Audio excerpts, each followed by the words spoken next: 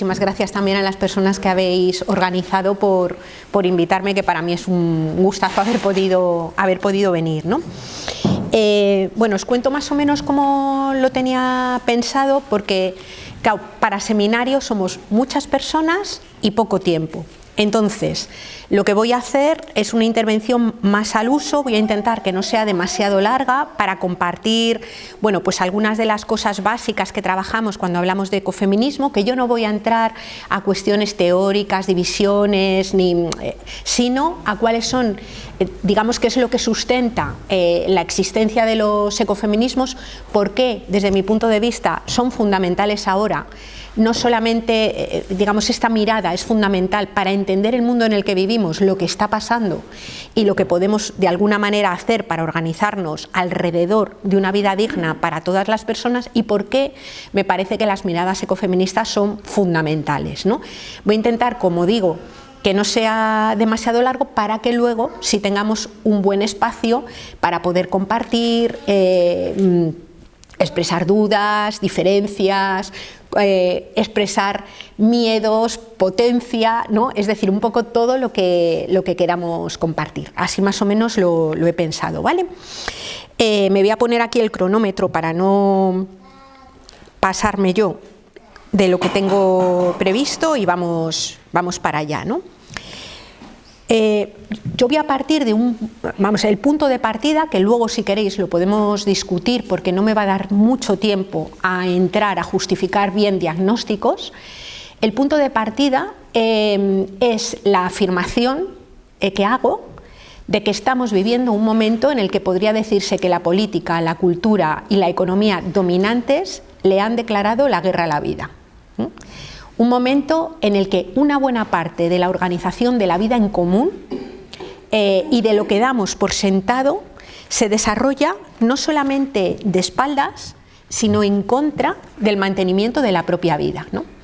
Y voy a tratar de justificar por qué digo una cosa que suena como tan dramática y tan rotunda. Y tiene que ver con pararnos unos minutos a pensar qué es lo que somos. Y como seres humanos, en primer lugar, somos una especie viva. Somos un animal especial, pero un animal. Un animal que se inserta en una trama de la vida. Una trama de la vida que está integrada por aire, hoy lo vemos bien, por agua, por tierra, por animales, por plantas, por microorganismos que interactúan entre sí. Es decir, lo característico de la vida no es tanto que haya aire o agua o tierra o animales o plantas, sino que todo eso interacciona entre sí, configurando las propias posibilidades de que existamos. Intento poner algún ejemplo para que se entienda por si suena un poco abstracto, ¿no? Los seres humanos necesitamos respirar. Y el aire que respiramos, que tiene que tener una determinada composición, porque hubo otras composiciones del aire en otros momentos, hace miles de años, y en esas composiciones del aire los seres humanos no podíamos existir, el aire que respiramos es producido básicamente por las plantas, por procesos naturales que no son dominados ni controlados a voluntad por los seres humanos. El agua que bebemos. Somos un 65% de agua, si nos escurren queda bien poquito. Un 65% de agua, y los alimentos que comemos, la ropa que vestimos, absolutamente todo lo que hay a nuestro alrededor funciona utilizando cantidades grandes de agua. Cantidades de agua que de nuevo no son producidas por seres humanos, sino que son producidas y fabricadas por un ciclo natural, que es el ciclo del agua, que puede ser alterado por la actividad humana, pero que no es controlado a voluntad para que funcione como quisiéramos. Los seres humanos comemos alimentos, y esos alimentos, por supuesto, que son plantados por personas campesinas, pero hace falta luego fotosíntesis, que es un proceso no controlado, hace falta agua, hacen falta nutrientes en los suelos, que de nuevo son cosas que no son fabricadas por los seres humanos. Y los seres humanos, por ejemplo, usamos energía para iluminarnos, para transportarnos, para que funcionen las industrias, para que funcione la agricultura, absolutamente para todo usamos energía. Por supuesto que la energía podemos decir que es generada en una central nuclear o en una central hidroeléctrica, o en un parque eólico, o en una refinería de petróleo. Pero para que eso sea posible, previamente hace falta petróleo, carbón, gas natural, litio, cobre, platino, neodimio, disprosio, es decir, una infinidad de minerales de la corteza de la Tierra que nadie ha producido. Lo que hacemos los seres humanos es sacarlos de la Tierra. O sea, la organización, por ejemplo, de países productores de petróleo no deberá llamarse así, deberá llamarse Organización de Países Extractores de Petróleo, porque no es lo mismo producir que extraer. Producir es aquello que puede regenerar y producir cíclicamente y de forma continua. Extraer es algo que se saca y no vuelve a estar disponible. Es decir, cualquier persona de las edades que tenemos aquí, menos la criaturita que hay ahí al fondo, cuando vamos al dentista, si nos sacan una muela, decimos, me han extraído una muela. Nadie viene contenta diciendo, he producido una muela, porque sabemos que detrás de esa no viene otra. Es decir, la idea de extracción nos lleva a una cuestión clave a la hora de entender lo que somos, ¿no? Seres ecodependientes, que es la idea de que nuestro planeta Tierra tiene límites. Es decir, somos seres radicalmente ecodependientes, no hay nada de lo que podamos necesitar materialmente para producir la vida que no dependa de la naturaleza. No hay economía posible sin naturaleza, no hay tecnología posible sin naturaleza, es decir, no hay vida humana posible sin naturaleza. Y nuestro planeta tiene límites. Hay límites en lo que llamamos no renovable, como son los minerales de la Tierra que se pueden extraer simplemente hasta que se agotan. Hay límites en lo que llamamos renovable, porque el agua es renovable, pero el agua no se renueva a la velocidad que le gustaría al metabolismo económico, a la economía, se renueva a la velocidad del ciclo del agua. Incluso cuando extraemos agua del cauce de un río a una velocidad mayor de la velocidad con la que el ciclo del agua la puede reponer, eso que es renovable puede alcanzar sus límites, ¿no? Y hay límites también en lo que llamamos sumideros del planeta, que son los procesos bioquímicos que permiten que se degraden los residuos. Cuando esos sumideros del planeta les pasa lo que a una alcantarilla cuando cae una tromba de agua excesiva, que dejan de tragar, los sumideros del planeta dejan de poder degradar los residuos cuando la cantidad de residuos arrojados al medio es más grande de la que les permite funcionar, y ahí aparecen fenómenos de acumulación de tóxicos en el agua, en el aire, en la atmósfera, ya, creando lo que llamamos contaminación, ¿no? En el taller de al lado están hablando sobre la medicina desde el punto de vista feminista, y sabemos bien que una buena parte de los tóxicos y contaminantes que hay en la atmósfera afectan de forma significativamente diferente al cuerpo de las mujeres que al cuerpo de los hombres, básicamente porque los cuerpos de las mujeres tienen una cantidad de de grasa significativamente mayor, hasta las mujeres más delgaditas, de la que tienen los cuerpos de los hombres, que funcionan como bioacumuladores. Por eso, enfermedades que en los últimos años han surgido con mucha fuerza, como la endometriosis, como enfermedades de carácter hormonal que han generado una mayor aparición de cánceres de mama o de útero o de lo que fuera, tienen mucho que ver con los procesos de contaminación, ¿no? Y cierro ese paréntesis. Lo que quería decir, por tanto, es que somos seres ecodependientes y sujetos a los límites físicos de la Tierra, ¿no? Y esto nos lleva a entender uno de los primeros choques estructurales que yo señalaba, o de esa guerra contra la vida, y es que vivimos bajo la lógica de un sistema económico que llamamos capitalista, que luego trataremos de caracterizar, y bajo ese sistema económico el mandato del crecimiento es imperativo, es decir, no hay posibilidad de que la economía funcione, esta economía, la economía capitalista, si no crece.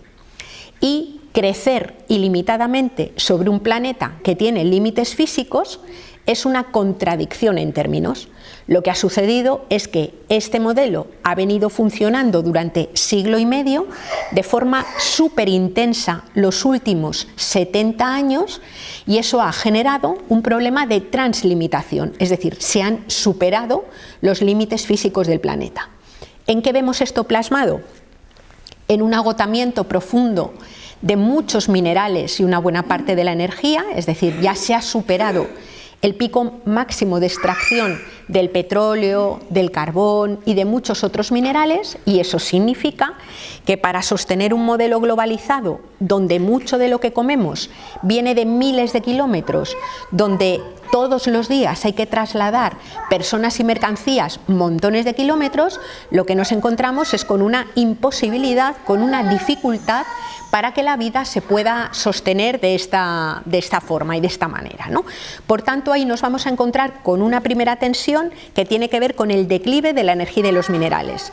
Si nos fijamos, una buena parte de las guerras que en este momento se están viviendo y de los conflictos, cuando indagamos cuáles son sus causas estructurales, lo que vemos es que es la pugna y la lucha por minerales escasos, ¿no? Ahí hay una clave clara, donde además la desigualdad es absolutamente brutal. Es decir, si la valla que rodea a la Europa rica, además de no dejar entrar personas migrantes, no permite entrar energía, minerales, pesca o alimentos de los países de esas personas migrantes, la Europa rica no dura ni 2 meses, porque hoy todos, absolutamente todos, y digo todos, los países que denominamos desarrollados son países que viven con muchos más recursos de los que hay en sus propios territorios. En concreto, en el Estado español dependemos en un 90% de energía del exterior, que proviene fundamentalmente de América Latina y de África,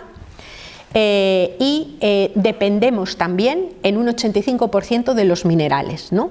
Que vienen fundamentalmente también de América Latina y de África. Nosotros, nuestro Estado es profundamente deudor del continente africano, tremendamente deudor del continente africano, ¿no? Y luego tenemos otros bienes que vienen de otros lugares, por ejemplo, cereales. Rusia y Ucrania eran las grandes productoras de cereales que abastecían a una buena parte de Europa, tanto para alimentación de personas como para alimentación de ganado. Rusia, por ejemplo, es uno de los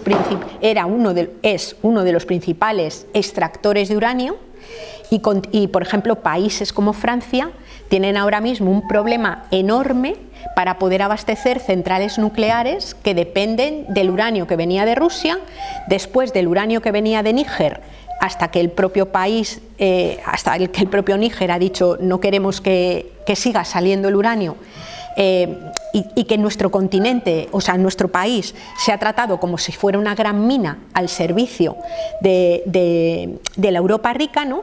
Y andan desesperados intentando buscar de dónde extraer uranio, ¿no? O sea, lo que quiero decir es que el modelo globalizado es profundamente petrodependiente y energívoro, y en este momento, tanto en la producción de alimentos como en el funcionamiento de las propias ciudades, pensemos en cómo yo ahora vivo en Cantabria, en un pueblo, pero soy madrileña. No voy a hablar de otra ciudad que no sea la mía, ¿no? Pero en Madrid no se produce nada que sirva para estar vivo.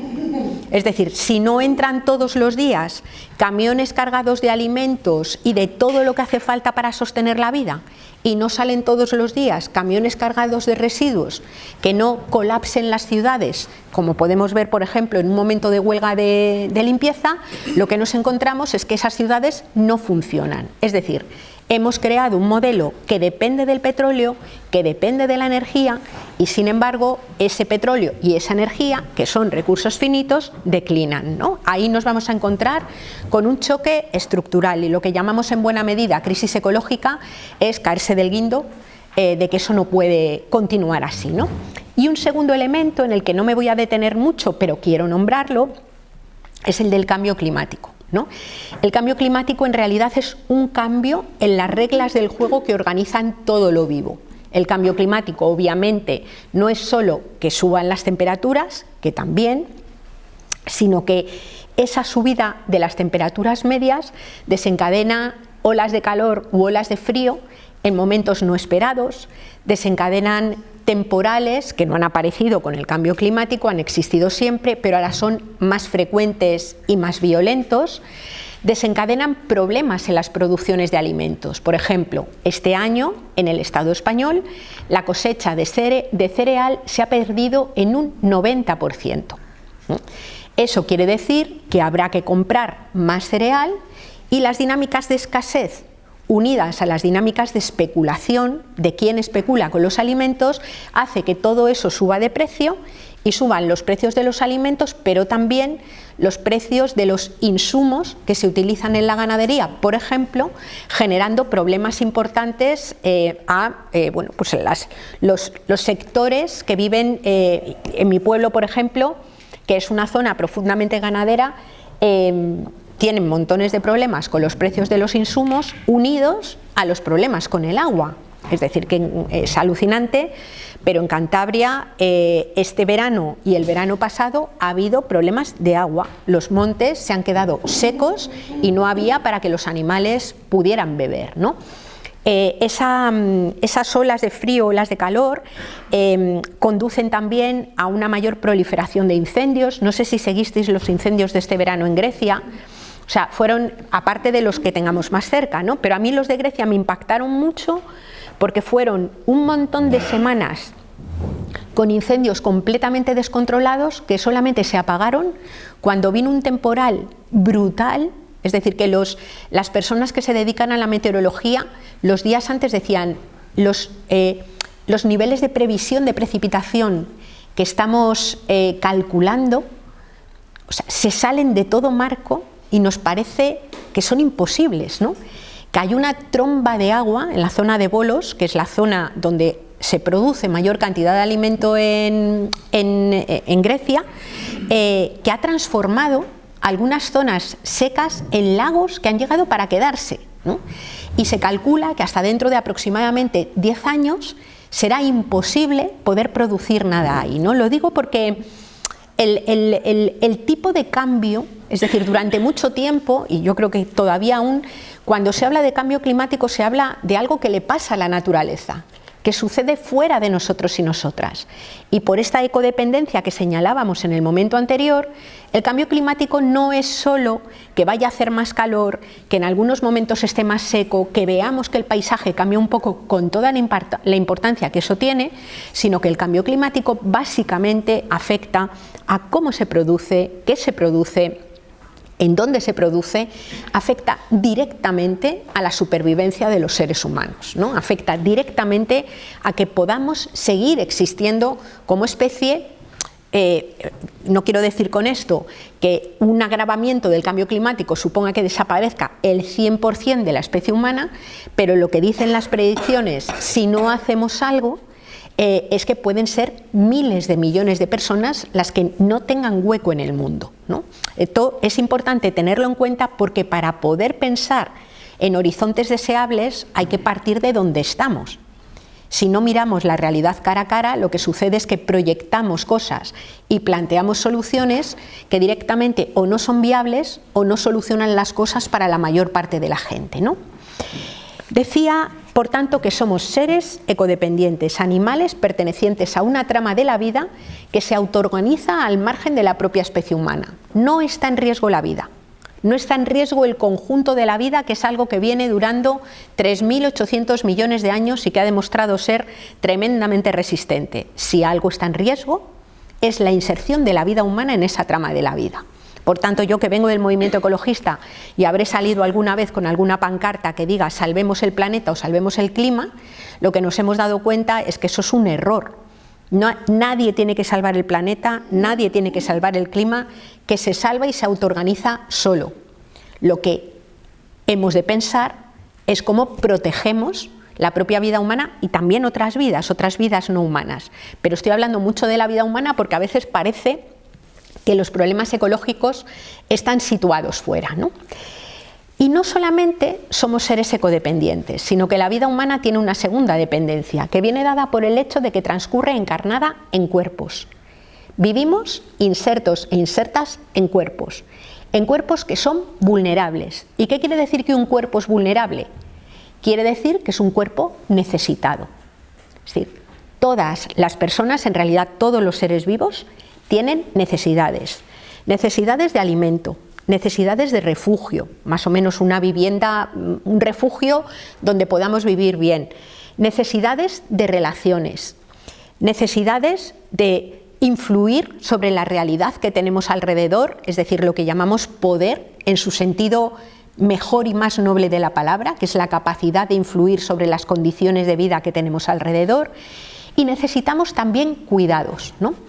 Una vida recién nacida no puede sobrevivir si nadie se ocupa de ella. Es decir, estamos hablando de una enorme cantidad de tiempo de trabajo para levantar, acostar, alimentar, trasladar, no solamente ese trabajo material, sino que hasta para respetarnos a nosotras mismas, las personas lo hacemos a través del reconocimiento que otras alrededor tienen de nosotras mismas. La especie humana o los seres humanos no desarrollamos un autoconcepto positivo si no tenemos una pequeña o gran red alrededor que también nos reconoce, ¿no? Pensemos, por ejemplo, en la vejez.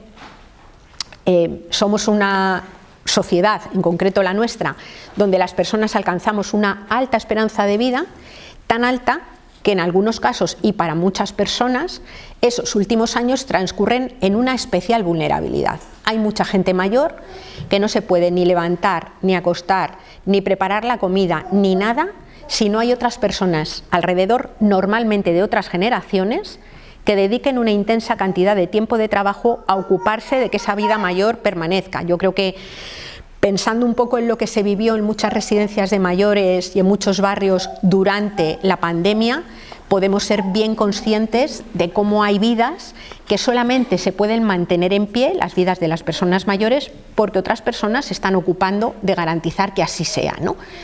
Pensemos en la diversidad funcional. Según cuál sea la diversidad funcional, habrá personas que no puedan sobrevivir cotidianamente si todos los días no hay alguien al lado que se ocupa de esa vida, ¿no?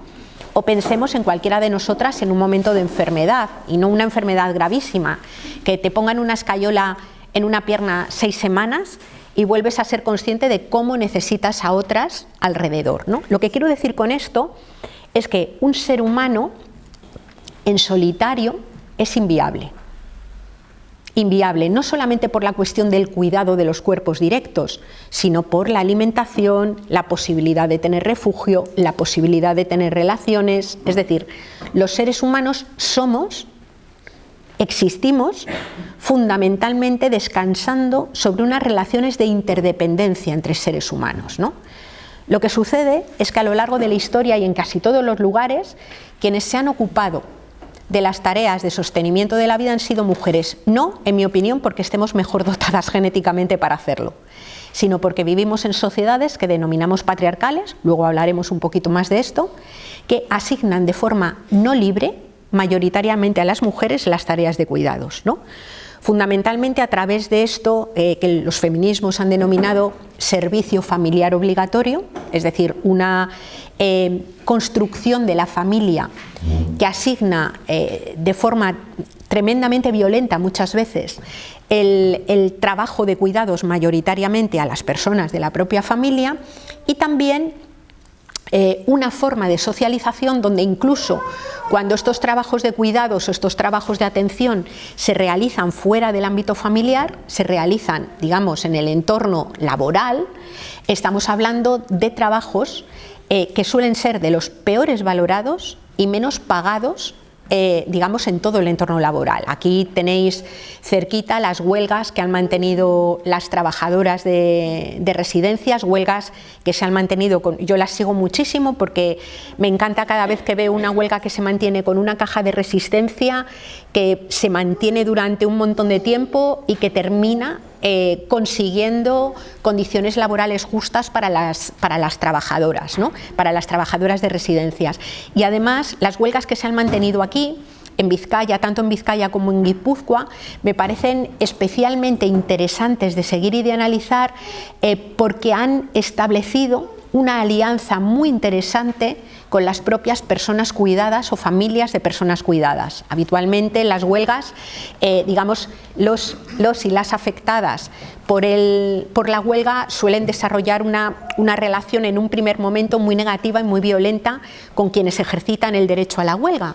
Pero en este caso, lo que se ha sabido trabajar muy bien ha sido el hecho de poder comprender que el hecho de que tu padre o tu madre esté bien cuidado depende claramente de que la persona que cuida tenga los tiempos adecuados para poder hacerlo, tenga las condiciones laborales que permiten de alguna manera cuidar con dignidad por ambas partes, para la persona cuidada y para la persona que cuida, ¿no?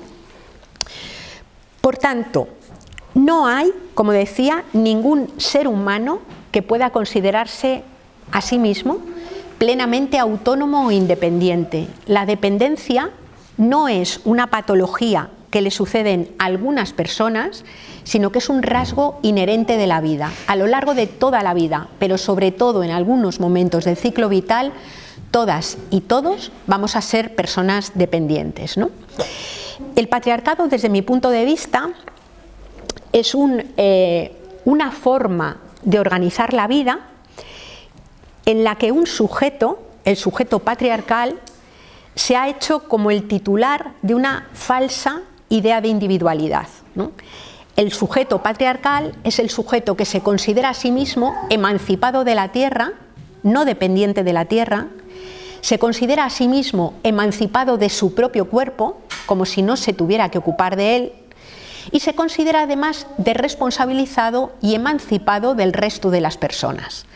Esa falsa triple idea de emancipación, porque no hay nadie que pueda vivir sin los recursos que vienen de la tierra, no hay nadie que pueda vivir sin que estén atendidas las necesidades del propio cuerpo, y no hay nadie que debiera poder vivir sin recibir cuidados y darlos al entorno que hay alrededor, es decir, sin ocuparse o hacerse responsable de la vida que hay alrededor.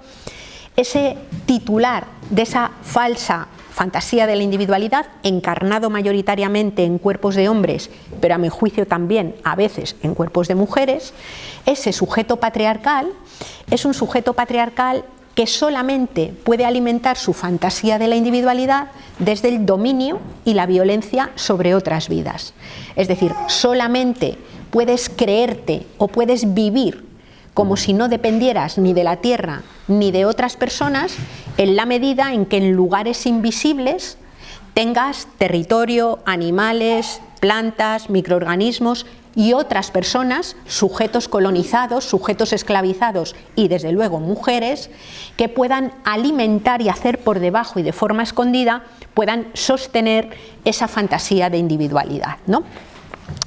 El resultado es que básicamente nos hemos encontrado con una forma de organizar la vida en común en donde nuestra cultura, y ahora hablo de la cultura en general, ha aprendido a mirar la tierra y los cuerpos desde la exterioridad, como si estuviéramos fuera de la naturaleza, desde la superioridad, como si estuviéramos por encima de ella, y desde la instrumentalidad, es decir, mirándonos también la tierra y también a otras personas como si fueran solamente recurso al servicio de un propósito mayor que pueda ser el del progreso, el de la construcción, del desarrollo o, como luego veremos también, en torno a la idea de crecimiento, ¿no? Quiero decir que, venimos de una cultura que de largo ha alimentado esa idea de estar fuera de la tierra, ¿no? Quiero recordar, por ejemplo, cómo la cultura judeocristiana, que tiene el Génesis en la Biblia como mito fundante, recordamos bien, no me voy a entretener mucho, lo que dice el Génesis. Dios separa el agua, separa la luz de las tinieblas, separa el agua de la tierra, empieza a crear todos los seres vivos, como culmen de todos los seres vivos crea a Adán, de un trozo de Adán crea a Eva, y los coloca en el Edén, que es un jardín de abundancia donde la vida ni pesa, ni cuesta, ni duele, y les dice: aquí vais a vivir súper bien siempre y cuando no comáis ninguna fruta de este árbol, que es el árbol del conocimiento, ¿no? Como bien sabemos, Eva fue la titular de la primera curiosidad, exhibió la primera curiosidad del mundo y comió del árbol. Adán, nos cuenta la Biblia, se dejó engatusar y comió del árbol por culpa de Eva, y lo interesante es lo que hace Dios. El interés viene cuando nos encontramos qué es lo que hace Dios cuando descubre que le han desobedecido, ¿no? Y lo que hace es expulsar a Adán y Eva del Edén. ¿Y a dónde les expulsa? A la tierra. Es decir, en nuestra cultura, la aparición de los seres humanos en la tierra es fruto de una expulsión. de un exilio, es un castigo, ¿no? La llegada a la tierra es fruto de un exilio forzoso, ¿no? Donde las personas son castigadas básicamente a vagar por la tierra, arrancar los frutos con el sudor de su frente, vas castigada a parir con dolor, y el premio es precisamente cuando te mueras, si has sido bueno, escapar de la propia tierra, ¿no? Esto que os cuento puede parecer solamente un mito, pero el propio desarrollo y aparición de la ciencia y de la economía está apoyado sobre ese intento permanente de escapar de la tierra como exilio, ¿no? Pensadores como Descartes o como Bacon o como Newton, que son los primeros digamos, científicos que aparecen en Occidente, hablan y retoman constantemente el mito de la caída de Eva, le llaman así además, el mito de la caída de Eva, y postulan el conocimiento y la ciencia como un poder que permite escapar de los límites de la tierra. Incluso, por ejemplo, un pensador ilustrado como Condorcet decía: la tierra, esa cruel madrastra a la que hemos sido arrojados, ¿no? Y el conocimiento nos va a permitir poder escapar de esos límites. La ciencia y la tecnología en nuestra cultura han sido un verdadero ejercicio de rebelión contra los límites físicos de la tierra.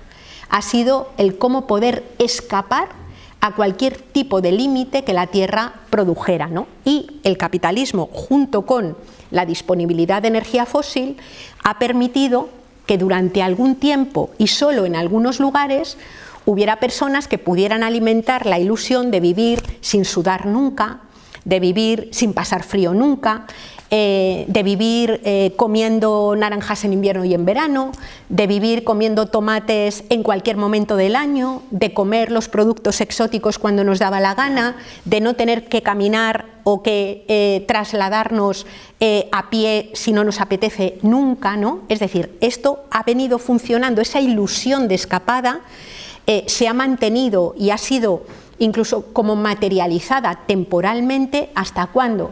Pues hasta que los límites te vuelven a estallar en la cara y nos encontramos ahora en un momento en el que esa burbuja, digamos, flotante sobre los límites de la Tierra empieza a explotar y empezamos a ver un poco cómo de nuevo volvemos a caer a la Tierra, ¿no?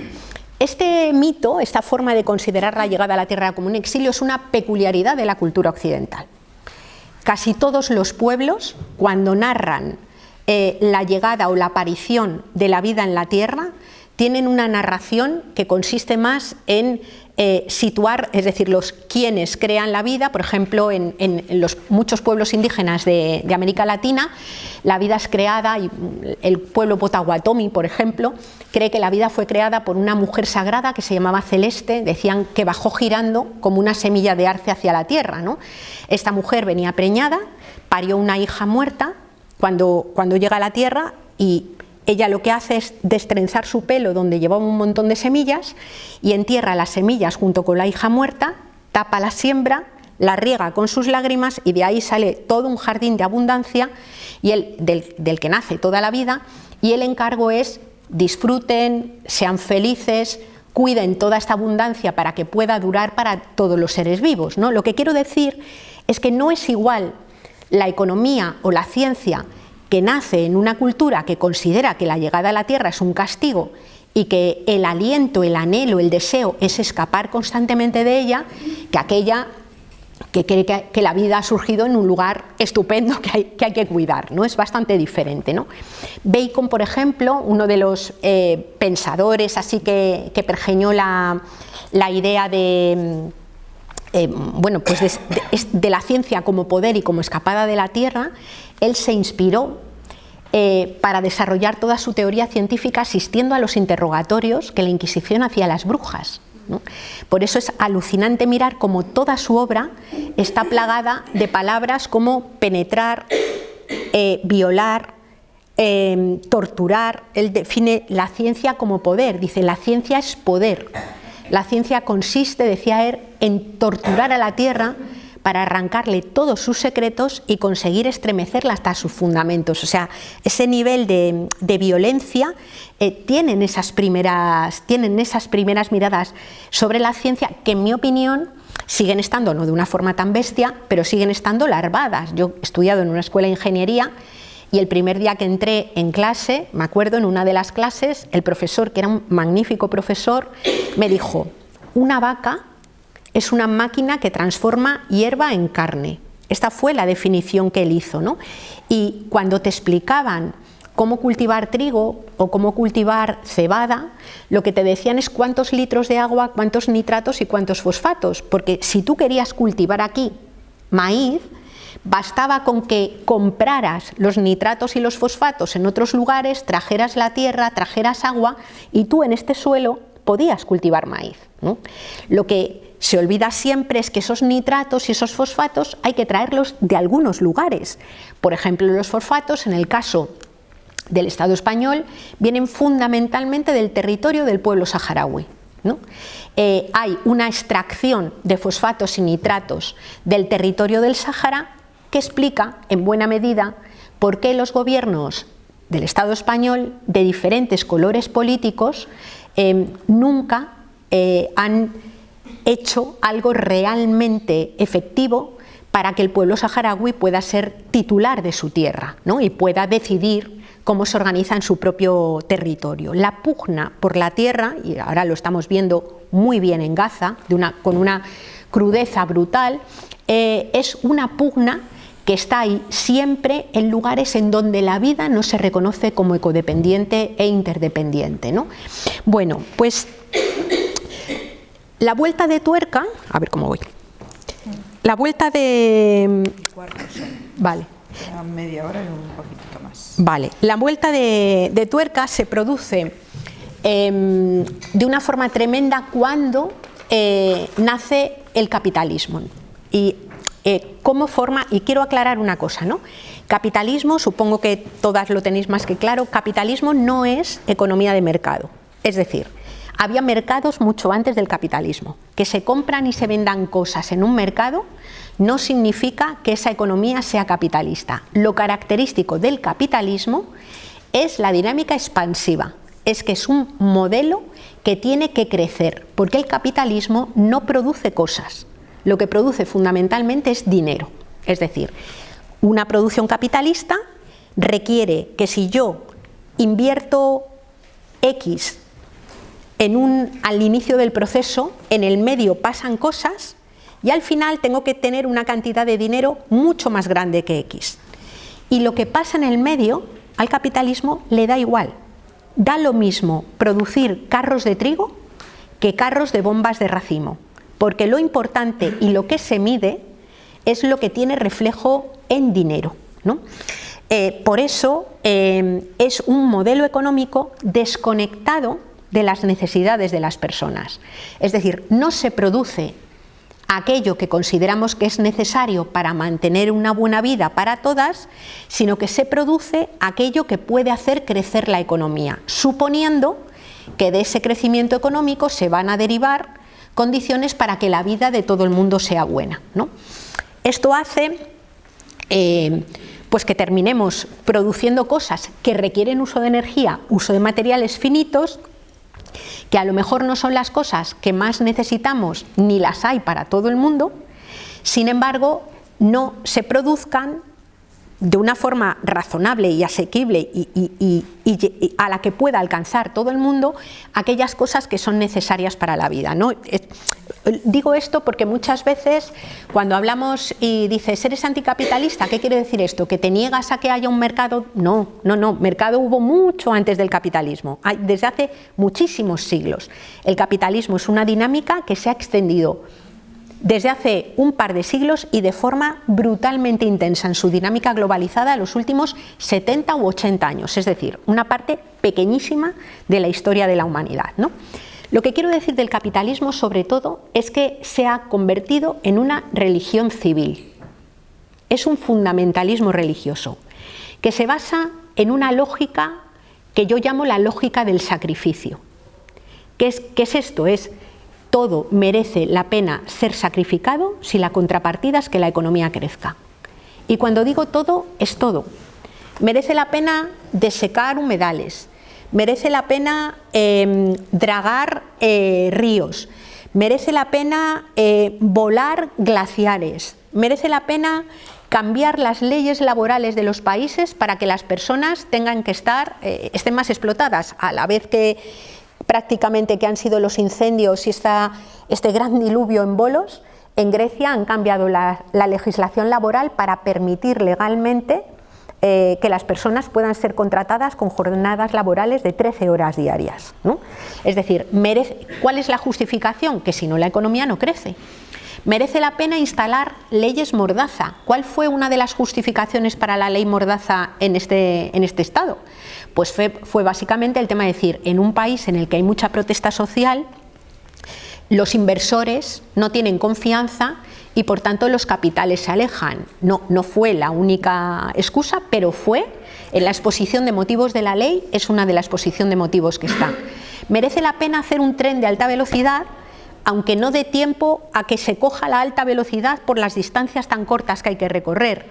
Merece la pena destrozar todo si lo que se promete es que la economía crece. Se prometen puestos de trabajo que muchas veces no se crean, es decir, todas las infraestructuras que se construyeron en el Estado español en los años 90, 2000, prometían generar puestos de trabajo directos e indirectos que nos hubiéramos tenido que traer a toda la población de Francia y Alemania si es que se hubieran creado. No se crearon nunca, pero basta que se prometan puestos de trabajo, es más, basta que se amenace con que se van a perder puestos de trabajo para que eso funcione como un elemento de disciplinamiento y asumamos colectivamente que hemos de sacrificar la vida con tal de que la economía crezca, ¿no? Desde mi punto de vista eso es una religión, es decir, lo que se ha asumido ha sido el dinero como sagrado, en el sentido, no digo en el sentido religioso, en el sentido antropológico, es decir, el dinero, la mayor parte de la gente cree y siente que antes que necesitar aire limpio, alimentos saludables, vivienda o salud o cuidados, lo que necesita es dinero, es decir, el dinero es interpretado como lo único que nos puede hacer garantizar condiciones de vida dignas, ¿no? En este marco es en el que nos encontramos y por tanto pensar lo deseable tiene que ser partir de este marco. No se puede llegar a lo deseable imaginando que estamos en otro lugar. ¿Qué quiero decir con esto? Pensar en una vida deseable y digna para todas las personas supone asumir el decrecimiento de la esfera material de la economía. ¿A qué me refiero? Me refiero a asumir que queramos o no queramos, los 8.000 millones de personas que habitamos el planeta vamos a vivir globalmente con menos energía, con menos minerales, con menos agua y menos recursos de la tierra. Eso es un contexto, es un dato, no es un deseo ecologista ni una propuesta política. Ese inevitable decrecimiento de la esfera material de la economía que ya se va a estar produciendo se puede hacer desde dos formas distintas, una forma capitalista y una forma que es la que yo propondría y denominaría ecofeminista, ¿no? La forma capitalista, ¿cuál es? Pues que el que tiene dinero paga lo que quiere, le apetece o necesita, y el que no lo tiene se queda sin ello aunque sea básico. Es decir, yo cuando se dice lo del decrecimiento es que suena muy mal y es una propuesta, dices, a ver, no es una propuesta, es que el mercado ya está gestionando el decrecimiento. O no decrece individualmente en el uso de energía aquellas personas que no pueden pagar la factura de la luz y no ponen la calefacción. O no decrece en el uso de alimentos aquellas personas que el día 20 de mes ya no pueden comprar la proteína que coman, ya no pueden comprar fruta y empiezan a comer pasta o algunas otras cosas desde ahí al final de mes. O no decrece en el uso de energía aquellas personas que no se pueden trasladar o no se pueden transportar, mientras que otras sí lo hacen. Es decir, el decrecimiento físico, el capitalismo lo hace como lo hace todo, individualizando. Si tú tienes, pagas, y si no tienes, te quedas sin ello, ¿no? Y es una cosa que ya tenemos ahí. Cuando lo miramos en términos relaciones norte-sur, lo vemos clarísimo. Las vallas que yo decía antes, que rodean la Europa rica, no dejan entrar a las personas migrantes, pero sí dejan entrar la energía, los minerales, la pesca, que viene de los países de esas personas migrantes, ¿no? Y la Europa rica, bajo el discurso de los derechos humanos, está dejando gente ahogarse en el mar, que es la gente expulsada de los territorios que están asolados por un cambio climático que no han producido y asolados por un extractivismo y una destrucción del territorio que tiene que ver con quién se queda con los minerales que hay debajo de la tierra. Esa es la forma capitalista de asumir el decrecimiento, que aquí decimos que es capitalista e injusta, y desde mi punto de vista, cuando incorporamos las relaciones norte-sur, yo digo que es una forma fascista, incluso a veces ecofascista, porque se dice que la solución va a ser un coche eléctrico que es inextendible a toda la población. La movilidad electrificada es necesaria, pero en transporte público y colectivo. No hay minerales para que todo el mundo que quiera se pueda comprar un coche eléctrico. Y esos minerales también se quieren utilizar para hacer la transición energética, y son los mismos minerales que se quieren utilizar para fabricar más ordenadores, para el despliegue de las tecnologías 5G. Es decir, cuando miramos los minerales que quedan y lo que se supone que se quiere hacer con ello, incluso en transiciones verdes, las cuentas no salen, ¿no? Está la otra vía, la vía ecofeminista.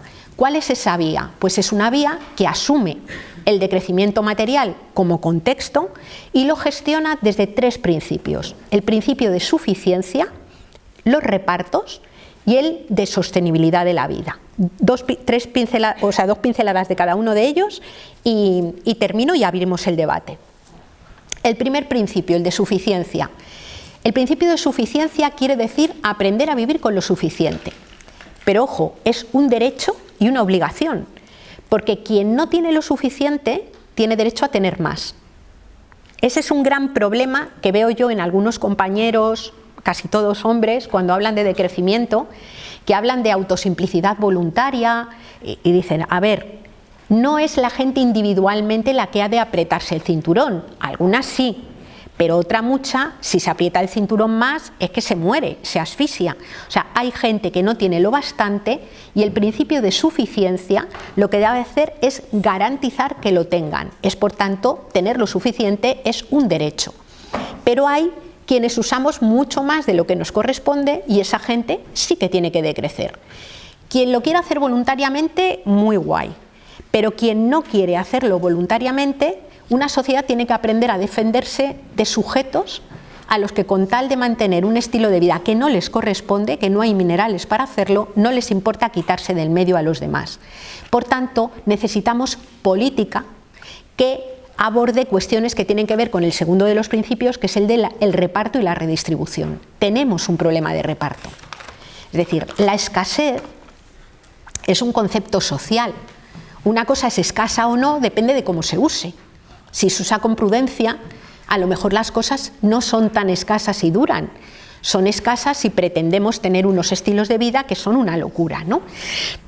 Por tanto, la redistribución es clave, y estamos hablando de la redistribución del acceso a los bienes de la tierra, pero también la redistribución de los tiempos y la redistribución de los cuidados. El trabajo de cuidados y de encargarse de la vida no es un trabajo de mujeres. De mi opinión, necesitamos desfeminizar los trabajos, que no quiere decir que las mujeres no cuidan, quiere decir que no cuidan mayoritariamente. Es decir, que el trabajo se reparte entre personas y también con las instituciones y la política que ha de hacerse cargo socialmente de esos cuidados y de ese trabajo de reparto, ¿no? Y por último, el tercero de los principios es el de la sostenibilidad de la vida. ¿Qué quiere decir esto? Podemos pensar en reorientar la política pública y la cotidiana, también la que hacemos desde los movimientos sociales, desde la prioridad del sostenimiento de la vida. ¿Cómo sería una ley de extranjería si pensáramos en la sostenibilidad de la vida? ¿Cómo sería una reforma laboral si la prioridad fuera sostener vidas? ¿Cómo sería una ley de vivienda si la prioridad fuera sostener vidas? ¿Cómo serían nuestros barrios? ¿Cómo serían nuestras ciudades? ¿Cómo serían nuestros pueblos? ¿Cómo sería el sistema alimentario si la prioridad fuera sostener la vida de todo el mundo, ¿no? Y ahí llegamos al concepto de transición ecológica justa, que es un concepto que lo encontraréis muy poquitas veces definido y que con frecuencia hablamos de transición energética por un lado, hablamos de transición alimentaria por otro, y transición ecológica justa, desde esta perspectiva ecofeminista, sería el proceso que conduce a garantizar condiciones de vida dignas para todo el mundo, y estamos hablando de cosas muy concretas: salud, educación, vivienda, alimentos suficientes, cuidados, en un contexto de contracción material, de decrecimiento material, y en un contexto en donde además eso hemos de repartirlo con el resto del mundo vivo, que también tiene derecho a la vida y tiene que existir, y garantizando o posibilitando que pueda seguir funcionando para generaciones futuras, ¿no? Esa es la transición ecológica justa, y ese es el espacio que es necesario gobernar a todas las escalas, y el espacio para el que, desde mi punto de vista, los movimientos sociales, y en concreto también el movimiento feminista en toda su diversidad y amplitud, ha de prepararse, ¿no? Y es un ejercicio que requiere imaginación y no fantasía.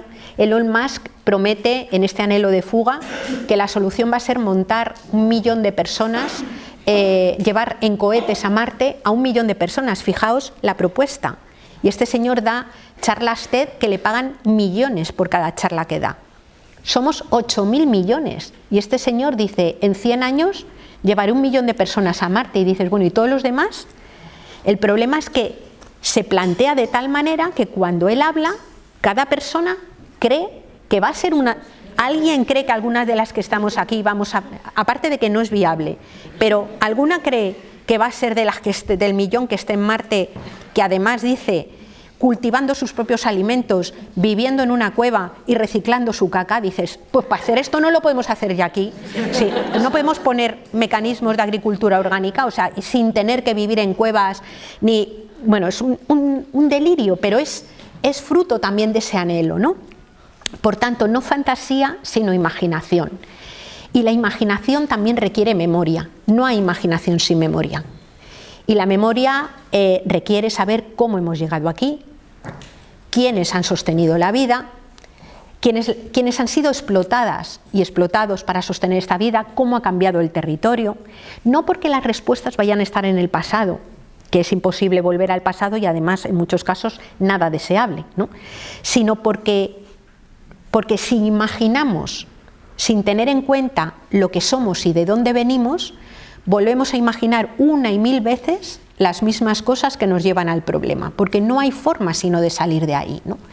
Por tanto, y con esto ya termino, en mi opinión, las propuestas de corte ecofeministas son indispensables, fundamentalmente porque teorizan y ponen prácticas en funcionamiento que parten de lo que somos, no de la ilusión de ser seres flotantes, sino parten de que somos seres con cuerpo, que somos interdependientes, somos seres que dependemos de una naturaleza que no controlamos y tienen una dinámica, digamos, de la concreción, de la mejor concreción, que huye de la abstracción y de la fantasía que sostiene y construye cotidianamente e históricamente la dinámica patriarcal, ¿no? Esos mundos posibles, que cada vez son más necesarios además, son claves en todos los ámbitos de conocimiento, en la ingeniería, en la agronomía, hay propuesta elaborada como para poder ponerlos en marcha, y desde mi punto de vista la clave es cómo reorientamos el deseo, cómo salir de esa drogadura que es el capitalismo y reorientar el deseo para que esos horizontes se hagan deseables para la mayor parte de la gente, ¿no? Para que ese horizonte de vida más sencilla en lo material, pero probablemente mucho más rica en lo relacional y más digna, se hagan posibles, ¿no? Y bueno, yo lo dejo aquí para que tengamos un rato para poder intercambiar, ¿vale? Muchas gracias por haberme escuchado.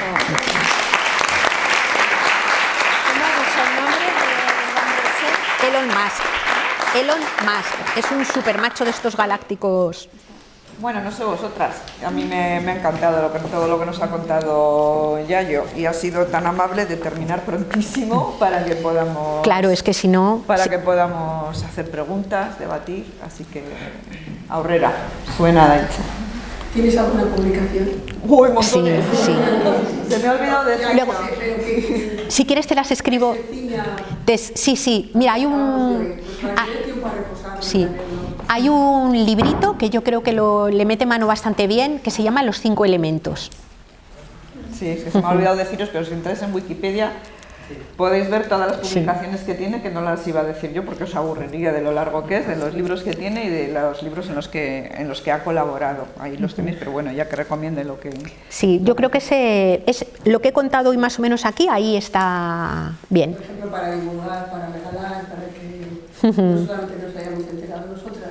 Sí, y los tenéis, y muchas cosas están colgadas en la red, es decir, o sea, que hay mucha gente que no le viene bien o no quiere comprar libros, están ahí, y si además alguien los quiere, luego os paso mi correo y os mando los PDFs, o sea que no hay problema.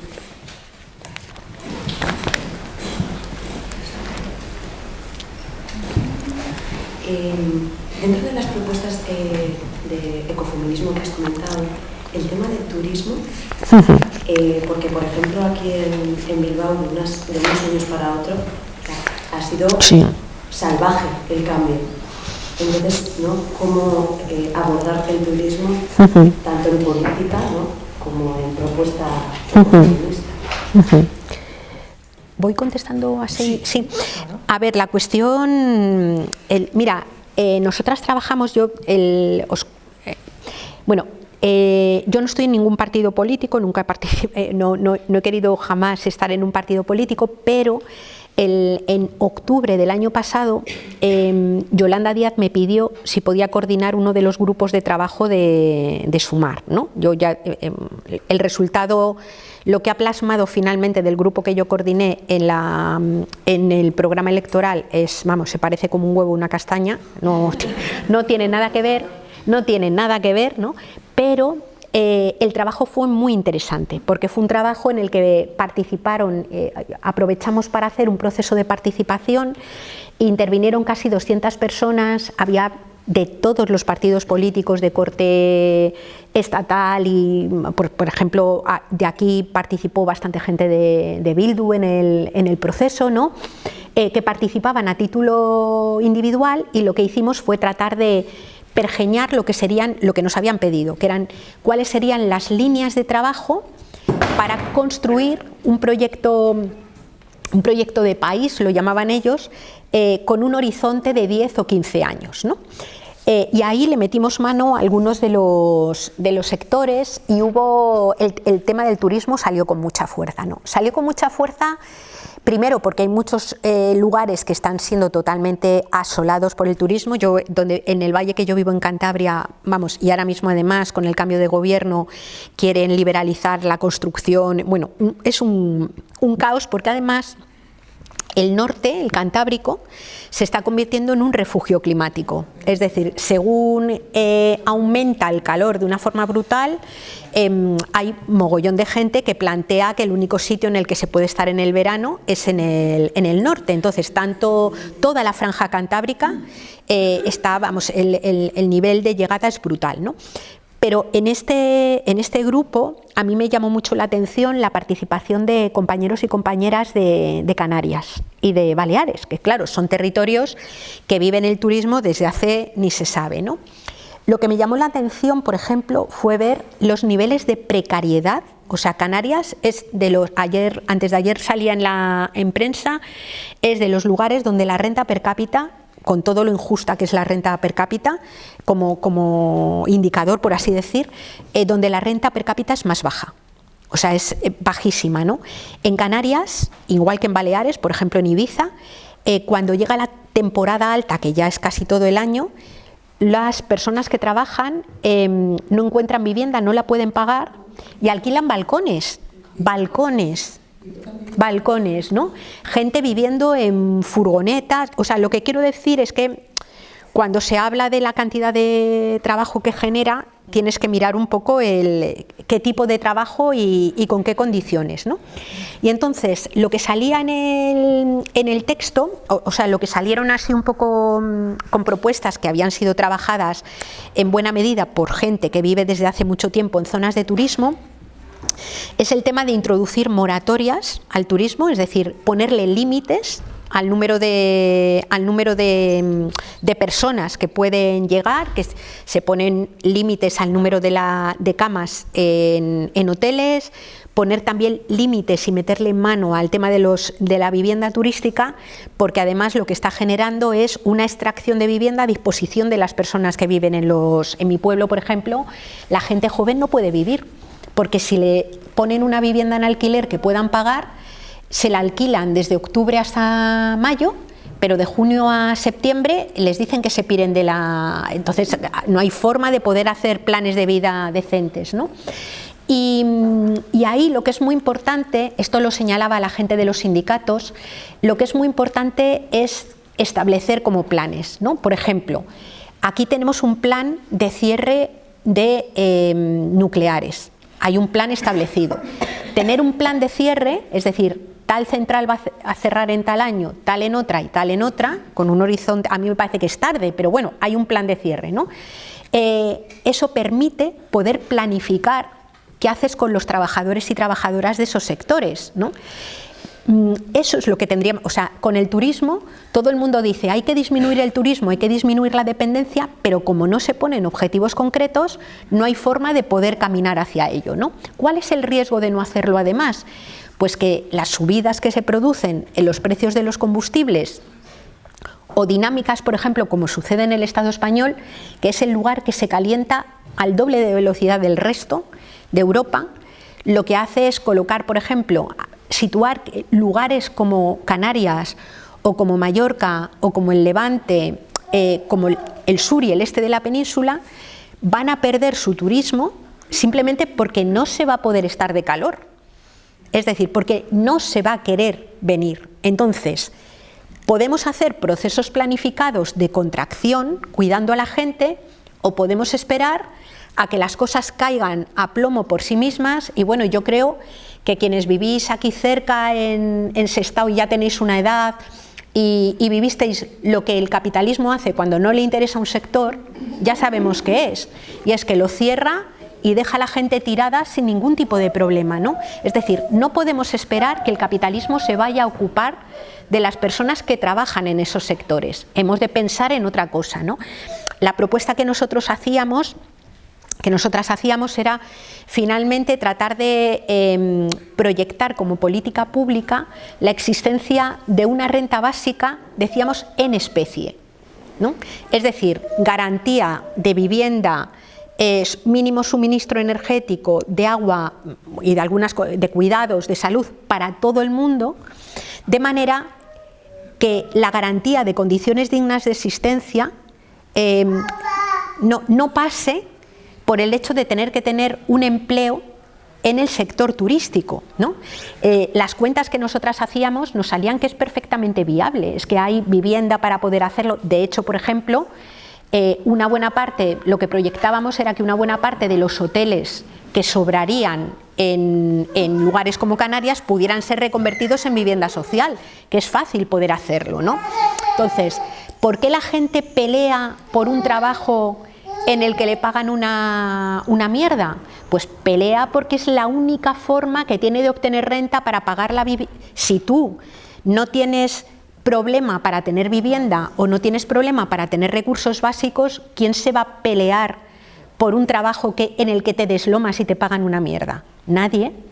Es decir, entonces combinar políticas públicas que protegen a la gente con esa planificación de cierre de sectores es clave, sobre todo por lo que digo, porque si no se cierran por las buenas, se cerrarán por las malas. Y por las malas es tener de repente a masas de gente tiradas y sin ningún tipo de recurso, ¿no?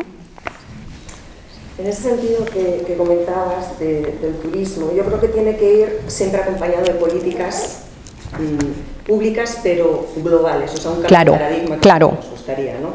Porque yo viví en Canarias casi 5 años, entonces antes has comentado el dinero como religión. En Canarias es el turismo como religión. Claro, o sea, yo he estado en la universidad y directamente un tipo que vino allí a dar una charla decía que las carreras que tenía la gente era gracias al turismo, no al esfuerzo que habían hecho sus padres económicos, no a las cosas de dormir. Pero es que yo he tenido compañeros canarios que no podían entrar en locales en el sur de Gran Canaria por ser precisamente canarios. O sea, esto aquí, imagínate que un vasco no puede entrar en un local, o sea, para dar el punto, ¿no? Porque todo se justifica con el turismo. Y luego está el tema del monocultivo, ¿no? En este caso el monocultivo es el turismo. Todos los huevos en una cesta, como dices, la cierran, pues todo el mundo, ¿no? Pero fíjate que listos, porque ya yo estuve allí en el 2008 por ahí, pero ya llevaban tiempo con esto, los movimientos ecologistas tenían campañas de ni una cama más. Sí. Vale, ni una cama más, pero ¿qué hacían? Como el régimen también tributario de Canarias es un poco, ¿no? Fiscal es un poco especial, porque es como un paraíso fiscal, pero no, o sea, no tienen el IVA como aquí, tienen el IGI, ¿no? Entonces, el tema era que se reconocían como nuevas inversiones el hacer un hotel nuevo. Entonces, cuando tú tenías un hotel viejo de unos 10 años y tenías que ya invertir dinero en acondicionarlo para adaptarlo a los nuevos tiempos, digamos, podías dejar el hotel abandonado, hacías uno nuevo, te salía más rentable porque recibías dineros de Europa. ¿Aumentabas el número de camas? No. ¿Dejabas esqueletos arquitectónicos? Sí. Gente que, mira, se vendían apartamentos con vistas al mar. Uy, he hecho el apartamento, tengo una lomita, no veo el mar. Se dinamitaba la lomita, sin problema, ¿no? Entonces, ese es el tema, ¿no? ¿De qué sirve limitar, entre comillas, todo sirve, ¿no? Pero ni una cama más. Sí, pero si luego no hay, ni siquiera proteges tu identidad como pueblo, si estás supeditada al beneficio económico, a lo que te salva la vida, al turismo, si hay esa religión detrás, ¿cómo luchas contra todo eso, ¿no? O si hay esas políticas que te dan dinero por seguir destrozando. Yo cuando vivía allá, había como 3 millones de canarios y canarias y recibían 13 millones de turistas al año. Las islas más grandes tienen 50-60 kilómetros al norte a sur, o sea, imagínate el impacto. Bueno, luego agua desalada, los residuos en su momento se traían en barcos a la península. Eso es el turismo, o sea, la industria limpia, que todavía se atreverían a decir, ¿no? Que la gente además cuando va de vacaciones consume más, gasta más agua, más tal, ¿no? Porque nos enseñan a eso, a que si lo puedo pagar, ¿no? O sea, pero no es que puedas pagar, es que no tiene sentido, es que no es lo necesario. O sea. Yo creo que lo que has planteado es una cuestión que es muy clave, ¿no? Es decir, la propuesta ecofeminista, como en general creo yo las propuestas feministas, no son propuestas que sean de hacer 4 ñapas en varios sectores, es que son propuestas que lo que suponen y lo que representan es un cambio de mirada total y un cambio de prioridades total, ¿no? En mi experiencia, es decir, cuando trabajas sobre muchas de estas cosas y sobre todo cuando las arraigas a cuerpos concretos y a kilos de materiales concretos, se entienden muy bien, pero donde viene la cuestión de la impotencia o donde vemos la impotencia es cómo reorientar el deseo, es decir, cómo hacer que esto otro sea deseable, ¿no?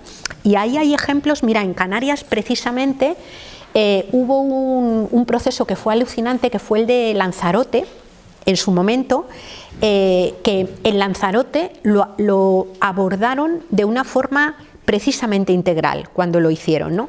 Y establecieron no ya solamente una moratoria, sino que retiraron camas, después volvieron a la dinámica de crecimiento, pero durante un momento, unos años, se consiguió abordar una cuestión que decía, no, aquí hemos de decrecer. ¿Y cómo se hizo? Pues lo que tú estabas señalando. Hubo una política muy fuerte de sensibilización y de generación de orgullo de la gente con el patrimonio natural que tenía, con su propia isla, con el vínculo, ¿no? Porque si no, efectivamente, es que además cuando tú llegas 15 días de otro territorio a un lugar, caes como si fuera una especie de extraterrestre, no tienes ni idea de la relación que hay con el agua, no tienes ni idea de cuáles son los problemas. Si te duchas 3 veces al día, te has duchado 3 veces al día, si la dejas correr, o sea, no hay digamos, ningún tipo de arraigo ni conciencia de cuáles son los problemas, ¿no? Entonces, la clave de que la política sea una política global que permita entender es fundamental, ¿no? Y luego el saber dónde estamos. Yo tengo muchas discusiones con compañeros que dicen que hacer el ejercicio de amargura, que es mirar cara a cara dónde estamos, hablar de límites, hablar de cómo está el mundo, es un ejercicio que da bajona, ¿no? Y yo digo, pues sí, da bajona, pero es que es donde estamos. Y si no partes de donde estamos, no puedes llegar. O sea, hay una especie, creo yo, como un proceso de infantilización que es clasista desde mi punto de vista y que es profundamente machista. O sea, yo creo que es muy característico del patriarcado el tema este de no, solamente podemos decir lo que a la gente le gusta, porque si no, la gente le va a dar bajona. Y dices, oye, pero tú mira la historia de la humanidad. Pero un paternalismo muy clasista, porque es que cuando miramos la historia de la humanidad vemos pueblos que han sabido enfrentarse a situaciones tremendamente difíciles y salir de ellas. Es que, claro, si tú no partes de donde estamos, es imposible que lo que proponemos sea deseable. O sea, si yo ahora os digo a cualquiera de vosotras, así, a bocajarro, oye, que mira, que vamos a hacer una cosa muy guay, ¿os apetece daros 3 sesiones de quimio? Me miráis y me decís, tú estás de la olla, ¿no? Para que la quimio sea una cosa que puedas percibir como necesaria, tienes que saber qué es lo que te permite sanar, tienes que saber previamente que estás enferma. Si no sabemos dónde estamos, las propuestas en una sociedad como la capitalista, que te promete no tener nunca calor, no tener nunca frío, que te promete no hacer ningún esfuerzo, que te promete que la vida va a ser maravillosa y que te obliga a invertir todo tu tiempo para intentar llegar a esa promesa que no se llega a cumplir nunca, porque que tú gastes más requiere que necesariamente estés siempre insatisfecha y desees otra cosa más, ¿no? Es decir, si tú no partes de dónde estamos, ¿cómo va a ser deseable una vida en la que a veces tengamos que sudar un poco? Una vida en la que cuando hace frío nos tenemos que abrigar, una vida en la que igual hay que caminar un poco más o movernos más en transporte público o dejar de comer determinadas cosas, comer menos carne, menos pescado, comer los productos que vienen de cerca. Eso se transforma en algo muy deseable y muy perseguible en la medida en que sabemos que es la forma que tenemos de poder tener una vida decente, ¿no? Pues estás abordando todo lo que creo que tenemos en mente tantas personas. Algunas, cuando estamos en el movimiento feminista y tratamos todo esto, te quemas también porque lo que tú has dicho da bajona y siempre estamos hablando lo mismo, intentando hacer algún cambio, y cuando sale hay gente, feministas, hay gente que le da miedo decir la palabra feminismo y dice femenina, ¿no? O esto no tiene nada que ver, es decir, si tú no eres machista, eres feminista, o sea, ¿cómo poder, ya a veces eso que, cómo podemos gestionar también las relaciones, pues hay que comunicación con el ayuntamiento, pero cuesta también a veces, desde la huelga famosa del 18, si no me equivoco, ya ha habido un cambio, pero cómo gestionar todo lo que tú estás diciendo, que aquí nos está pareciendo a todos lo más normal del mundo, poder sacarlo y que parece que cuando lo sacas una pancarta o te pintas o te pones plumas, no sé, le quitas o... resulta difícil a veces, y hay gente joven que entra con ganas, hay gente que se retira porque acaba quemada, y claro, esto requiere de estar una semana y otra, no vale, bueno, nos juntamos dentro de un mes a ver cómo ha ido el mundo dentro de un mes, claro, te crea... ¿Cómo te llamas? Mavi. Mira, me voy a apuntar para... Perdona, un segundito antes de hacer la respuesta. Acabo de salir y justo me dice la organización que To Wanda Rebels no llega. Entonces me comentan de poder tener un rato más en esta conversación. Hasta las 11:30. Vale. 11:30 y después ya pasamos a la mesa de conclusiones. No sé si te había pasado por no lo sabía. Igual me he puesto con calma, tenemos calma hasta las 11:30 para poder seguir. Estupendo. Una cosa queríamos explicar. Perdona por la Sí, no. Y otra cosa también, hay gente que confunde o ha confundido, igual ahora menos, el hacer feminismo con esta gente ultra de izquierdas, ¿no? Esta gente rebelde, ruidosa, que puede ser hasta violenta o tener enlaces con parte terrorista. Entonces eso es una carga también. Yo creo que hay muchas cosas ahí detrás, pero ¿cómo poder hacer mejor toda esa serie de dificultades que trabajamos?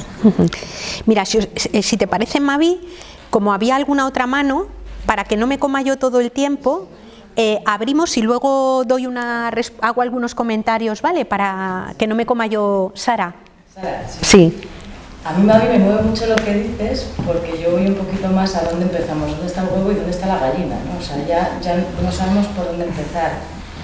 Y aparte de que, para mí, por ejemplo, cuando hablas de violencia, para mí la violencia es ver cómo estamos viviendo con todos los privilegios que muchas veces tenemos y mirar con toda la gente que realmente no tiene recursos y no hace falta irse a otros países. O sea, hay muchísima gente alrededor nuestro, vecinas, gente de puerta con puerta que no tiene recursos y que no tiene ni siquiera el recurso de la relación para poder contarlos. O sea, ya no es que no tengas agua, ya no es que no tengas luz, es que no puedes contarlos, no sabes dónde ir a decirlos. O sea, ¿dónde está el huevo y dónde está la gallina, no? O sea, y ya no es cuestión de ponernos etiquetas como feministas, como radicales, como izquierdistas, porque yo si pudiera ser más radical lo sería. Si pudiera lo sería, y ojalá pudiéramos utilizar violencias que no hicieran daño a personas, pero que sí acabaran con todo este acotamiento de riqueza, ¿no? De que unas personas se quedaran con todo mientras otras no tenemos casi recurso a nada, o sí, tú si quieres coge, total, no te ven, ¿no? O métete aquí, que seguro que desde aquí tú a esto puedes optar, ¿no? Que a esto nos gusta jugar mucho en nuestras sociedades, ¿no? O sea, métete aquí, que aquí coges de esto y métete, o sea, yo me pregunto dónde está el huevo y la gallina, cómo empezamos a concienciarnos, dónde empieza la conciencia, o sea, dónde empieza esa parte de decir, ¿cómo puedo hacer para que el agua que yo no necesito, o sea, cómo puedo hacer para empezar a limpiar mis platos con una palangana, por ejemplo? Y si tengo que pensar que igual tengo que estar 3 días con la misma palangana, ¿no? O sea, ¿nos imaginaríamos esto?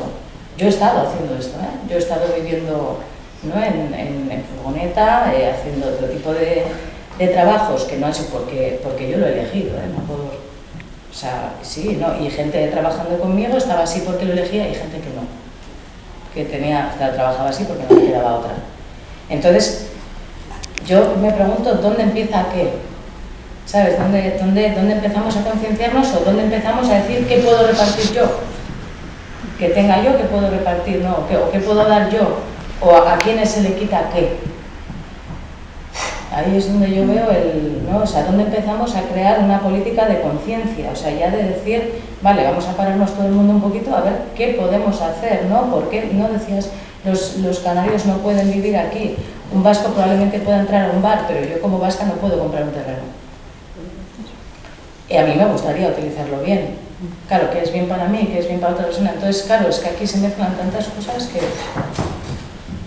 Yo creo que el inicio, dices tú, ¿por dónde empezamos? Perdón un segundín. No, ¿tú habías levantado la mano? Sí. Vale, pues sí, te apunto, ¿vale?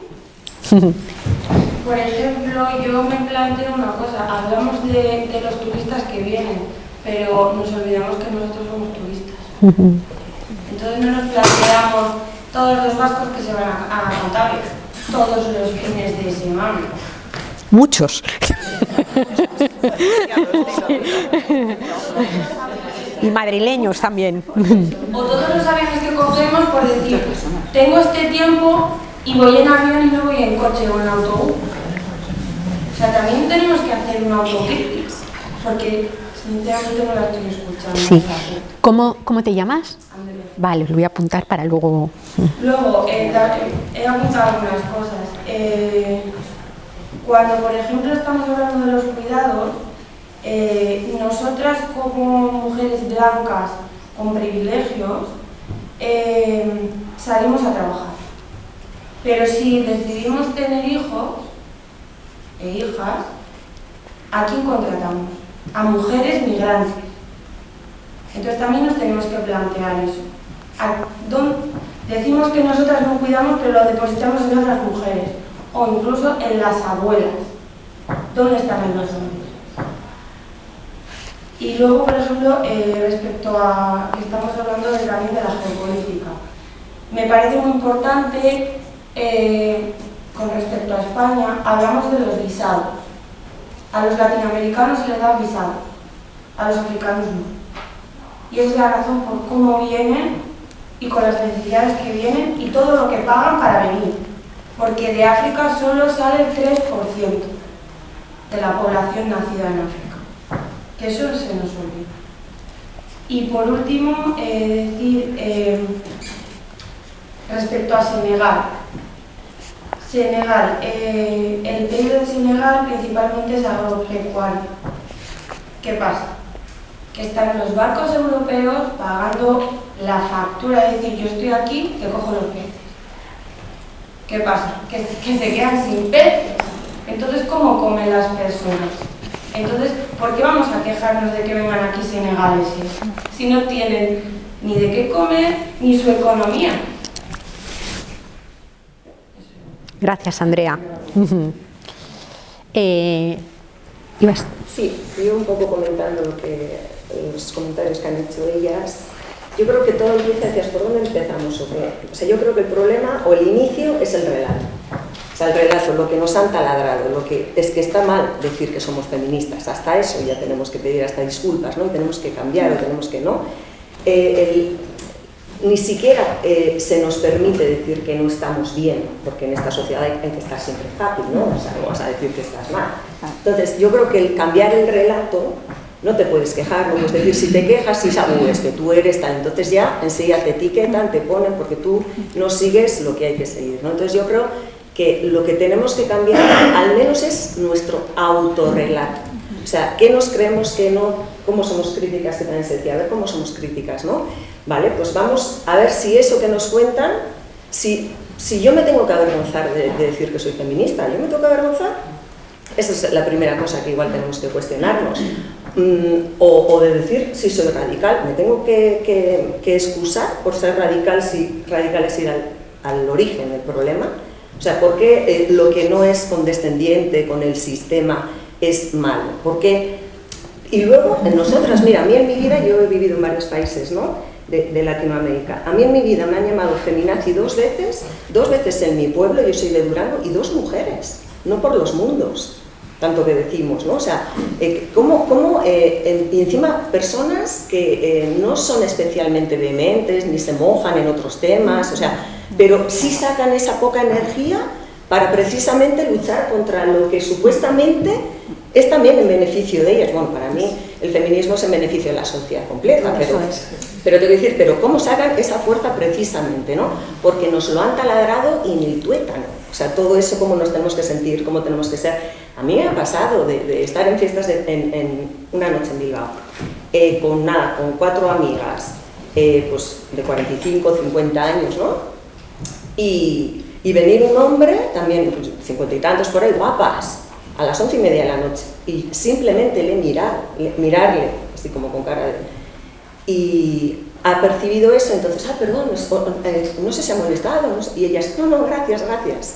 Y yo le he dicho, porque me dice, es algo bueno, y le digo, bueno, no sé si es bueno o no, pero nadie te ha preguntado, ¿no? ¿Te crees que cuando se ha ido se han encarado conmigo? Que él no tenía mala intención, que figúrate qué tal, que no sé cuánto, y también gente que no se moja especialmente en otros temas, ¿no? Entonces, yo creo que primero lo que tenemos que hacer es reivindicarnos como lo que queremos ser y no tener que estar excusándonos, cada una lo que quiera ser. No digo que todas tengamos que ser radicales o todas tengamos que ser, cada una que sea lo que quiera ser, pero que al menos haga ese cuestionamiento de por qué esto que yo me identifico, ¿por qué no lo puedo decir? ¿Por qué tengo que camuflarlo? ¿Por qué?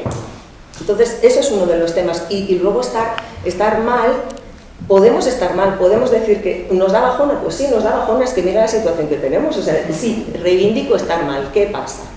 Y como sociedad también. Es que ya está bien de tener que aparentar que todo nos va bien y ¿por qué? Si es que no nos va bien, si es que mira qué sociedad tenemos y estamos al límite de todo, de recursos de todo. Entonces, ¿por qué tenemos que poner la sonrisita? Porque, ay, mira, como tengo que ser así, voy a ser. No, pues esa para mí es la primera lucha, la interna, la de elaborar el autorrelato, el nuestro, el que cada una tenga. No hace falta adoptar el de nadie, ¿no? Pero reivindicarlo y defenderlo. Reivindicarlo y defenderlo es duro, hay que poner el cuerpo que se dice. Yo la entiendo, ¿eh? Sí, sí, pero no, que yo lo entiendo, ¿eh? Si te digo que a mí me han venido mis propias cosas. Y a mí Sí, a ver, nos escuchamos. Lo que te decía, que reivindicar, tener claro, analizar y sobre todo juntarte. Sí, sí. Pero es duro, porque claro, hay que poner el cuerpo, no sé qué, hay que estar.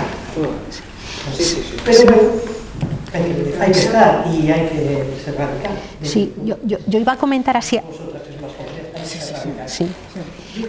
Ay, perdona, sí, claro. No tiene que ver ahora pensar en un poco. Era lo de la planta esta de hidrógeno. Nos va a traer toda la energía buena. Bueno, si no se la iban a Portugal. se nos explota. A ver, yo las empiezo por ahí y luego comento alguna cosa de lo que habéis dicho. No, que está muy bien. A ver, los estudios que hay sobre el tema del hidrógeno como solución a los problemas, lo que está planteando la mayor parte de la gente que lo mira en el ámbito de la ingeniería es que no resuelve los problemas energéticos. Es decir, probablemente la planta de hidrógeno haga crecer la economía porque hay que invertir dinero público en crearla, eso significa que la economía crece y demás, pero ahora mismo el hidrógeno tiene montones de problemas. Uno es que la eficiencia es escasa. El segundo es que es tremendamente difícil el almacenamiento y transporte, porque el hidrógeno es un gas como que interacciona de una forma excesiva con casi todo lo que hay alrededor y hay múltiples problemas de transporte, y luego no es una fuente energética, sino que es un vector energético. Digamos que hacen falta otras energías para poder generarlo, ¿no? En cualquier caso, en mi opinión, yo creo que se debe seguir investigando en este tipo de historias, pero lo que yo he leído hasta el momento, que no soy una gran experta más en petróleo y en otras fuentes energéticas, menos desde luego en esto nada, lo que he leído de la gente que lo estudia es que de nuevo se vuelve a vender como esto nos va a resolver todos los problemas y no lo resuelve, ¿no? Es decir, no elimina dependencia, o sea, porque es que en este momento no hay ninguna fuente energética que pueda sustituir completamente todo lo que ha dado el petróleo. De hecho, sigue haciendo falta petróleo para construir placas solares, para construir molinos, para construir aerogeneradores. Es decir, que incluso las energías que se están llamando renovables, si lo haces a una escala bestial, siguen estando apoyadas en las no renovables, ¿no? Y tenemos el problema, por un lado, de cambio climático y por otro lado de escasez de petróleo, ¿no? Lo que he leído, no te puedo contar mucho más porque la verdad es que no lo controlo más técnicamente, ¿no? Y luego algunas de las cosas que habéis planteado. Bueno, con respecto a lo que decía Andrea, pues es que no puedo estar más de acuerdo contigo en todo lo que has planteado, ¿no?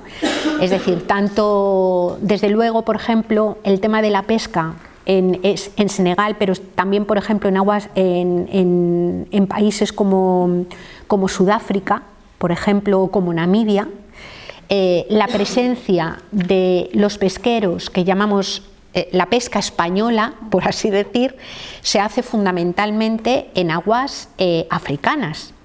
Y eso ha comportado, en primer lugar, además es una pesca con arrastreros que ha destrozado mucho y ha eliminado también la pesca de bajura, que era la que pescaba la gente tradicionalmente.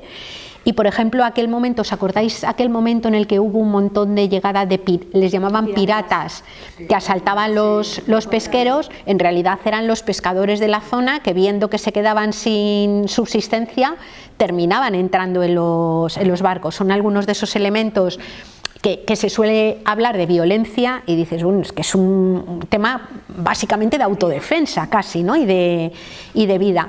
Y lo que señalabas de los cuidados, pues mira, el trabajo de cuidados, cuando ha sido pagado, ha sido un trabajo históricamente migrante.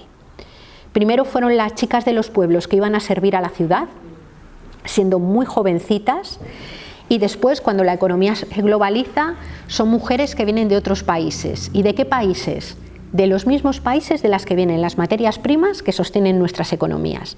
Es decir, hay unos niveles de explotación y dependencia, de extractivismo, que no son solamente de minerales y de recursos, sino que son también de vidas de personas y desde capacidades de trabajos de personas. Mujeres, mayoritariamente, que vienen a cuidar en condiciones muy precarias, pues están el trabajo de las residencias, pero está todo el trabajo de las internas. Aquí en Euskal Herria está también Pili, no me acuerdo de cómo se llama de apellido, que ha sido una mujer trabajadora doméstica articulada en los movimientos de mujeres y de trabajadoras domésticas, que ella cuenta muy bien cómo era cuando ella llegó. Ella ya es una mujer mayor, jubilada, pero ya contaba estar en casa sirviendo y que limpiaba los baños y decía, y todos los miembros de la familia cagaban en el baño de la criada. Perdonad la expresión, pero quiero decir, hay elementos que tienen que ver con cómo consideras. A mí, por ejemplo, me ha llamado siempre la atención un montón, y me da por ser escatológica hoy, lo siento, pero me ha llamado siempre la atención un montón porque en los hoteles, cuantas más estrellas, en los hoteles con muchas estrellas no hay escobilla de váter. Es flipante, porque es que parece que un lujo y una señal de distinción es que tú no tengas que limpiar la mierda que has dejado pegada al váter, porque va a venir alguien que, como tú muy bien dices, muy probablemente va a ser una mujer migrada, que es a la que le toca quitar la mierda del váter, porque hemos construido la idea de que emanciparte es que nadie se limpie el váter, ¿no? Entonces, y ella, esto, que ha sido trabajadora doméstica, a mí me acuerdo cuando lo contó que se me quedó grabado y me pareció como muy simbólico de ese asunto, ¿no? Y cuando hablamos de las internas, yo me acuerdo de una mujer ecuatoriana que vivía en Madrid, que tenía 42 años, llevaba trabajando 4 años como interna, ¿no? Y cuando hablabas con ella ya tenía, estaba en situación regularizada, tenía papeles, tenía contrato, pero bueno, un contrato, quiero decir, un sueldo bajísimo para lo que es ese trabajo. Es decir, que es... No. Ella tenía contrato y estaba pagando estaba en una situación, digamos, buena, ¿no? Pero el asunto era que aún así debía tener en aquel momento, hace 6 años, una cosa así, debía de cobrar algo menos de 1.000 euros, y su trabajo era estar 24 horas en una casa con un señor demenciado de 95,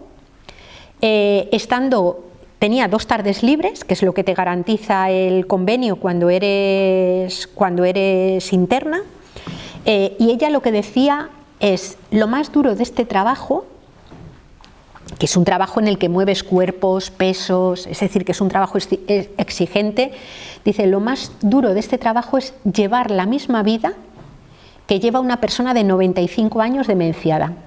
Es decir, andar a su ritmo por la calle, tener la conversación que puedes tener con él.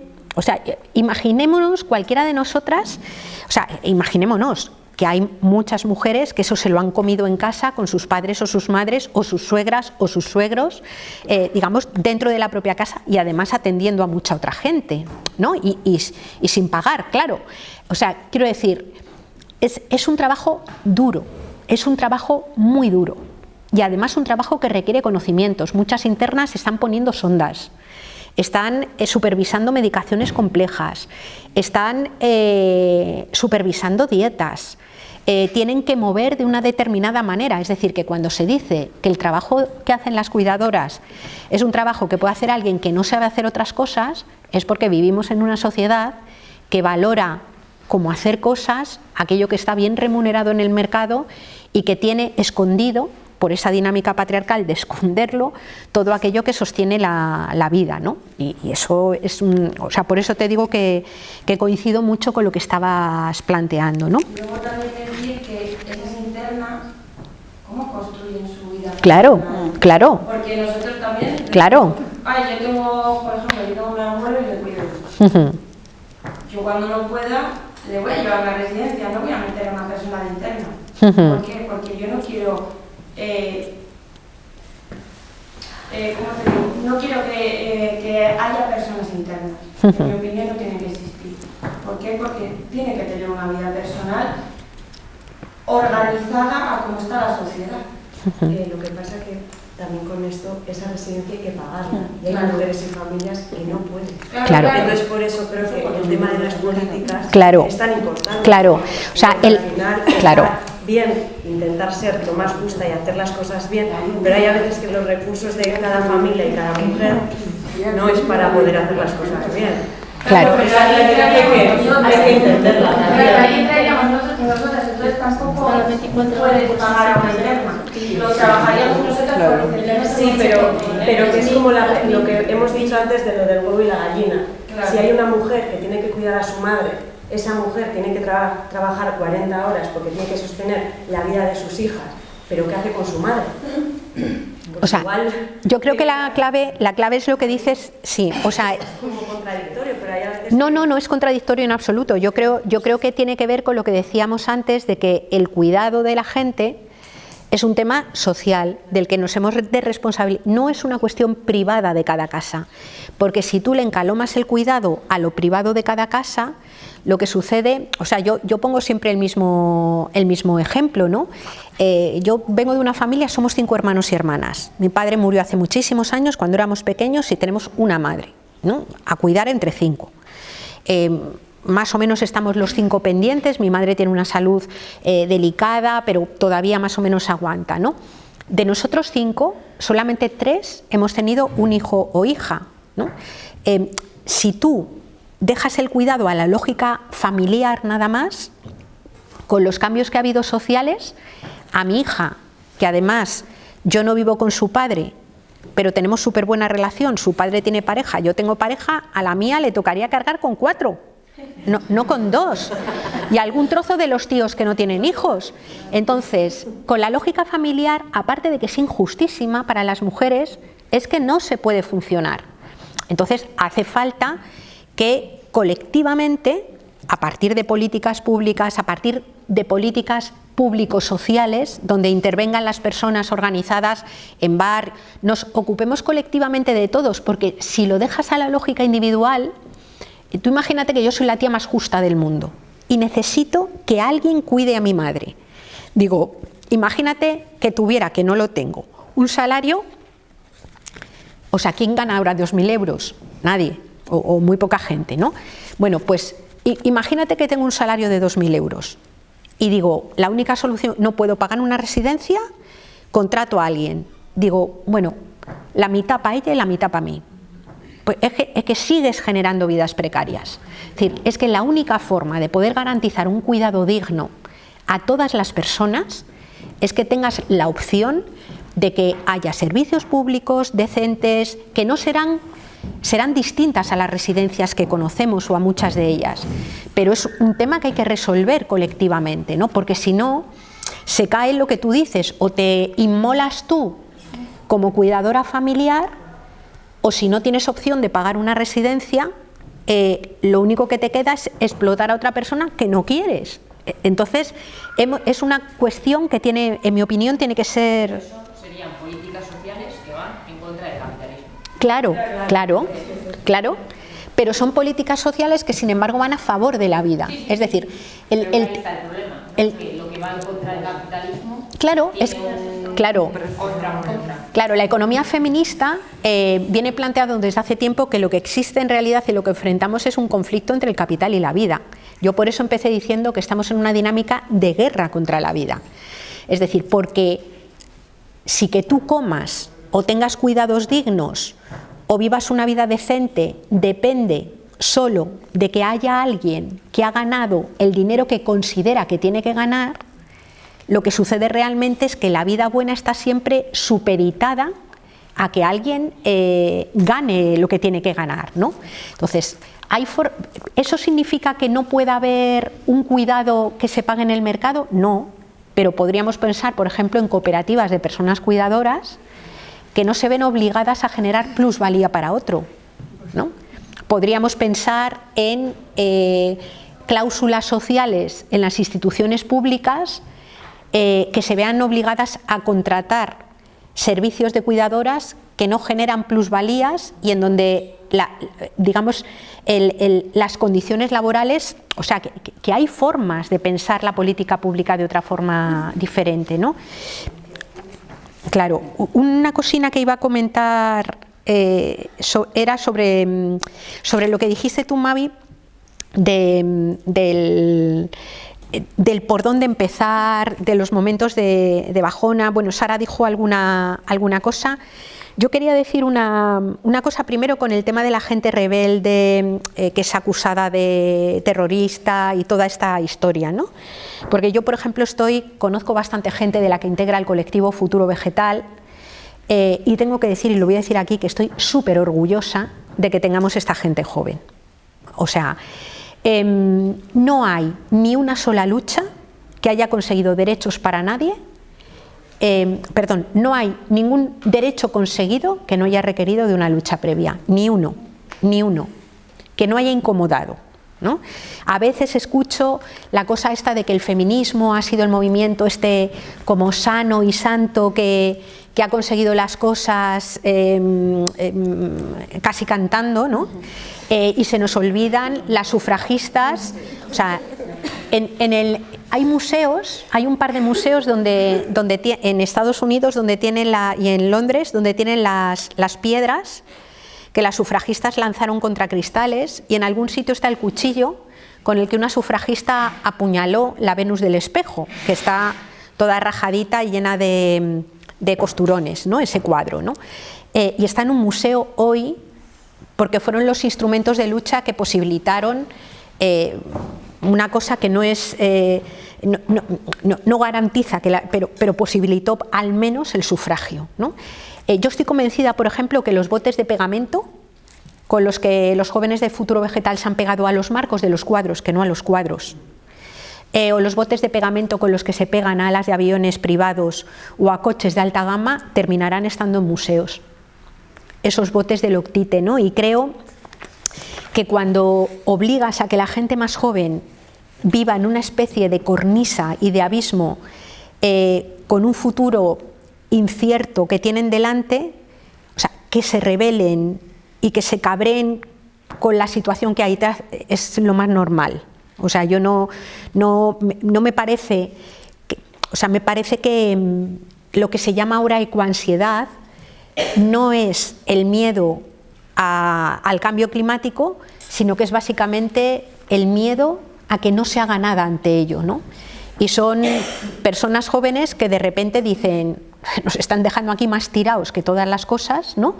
Y nos articulamos como se articularon las personas negras, como se han articulado las sexualidades disidentes para intentar tener hueco y tener un espacio, ¿no? Entonces, bueno, como que yo creo que estaría muy bien que hiciéramos una buena revisión, como decía Sara, de a lo que le llamamos violencia, porque ahora mismo estamos viviendo una ofensiva de la ultraderecha tan grande que te acogotan, y, o sea, en 2018 a ninguna le daba apuro decir, a mí no me lo da, pero a las mujeres no les daba, no solamente no les daba apuro decir soy feminista, sino que hubo una explosión del feminismo que era que hasta los conservadores salían diciendo no, el feminismo, porque era un orgullo ser feminista. Y ahora lo que hay es una ofensiva de la ultraderecha que está produciendo, como dice Rita Segato, una especie de quiebra de la razón humanitaria, donde decir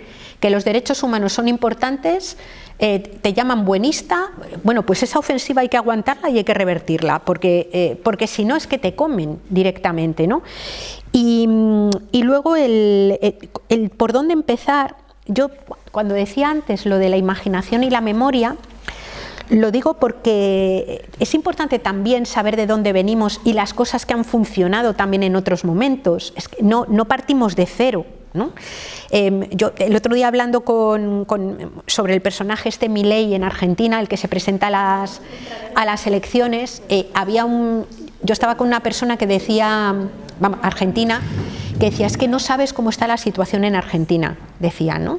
Dice, es que hay mogollón de gente pasándolo fatal, los sueldos, la inflación y no sé qué, y decía, yo no sé cómo esto no ha estallado, ¿no? ¿Y por qué no ha estallado? No ha estallado porque por debajo, de forma invisible, hay un mogollón de gente autoorganizada.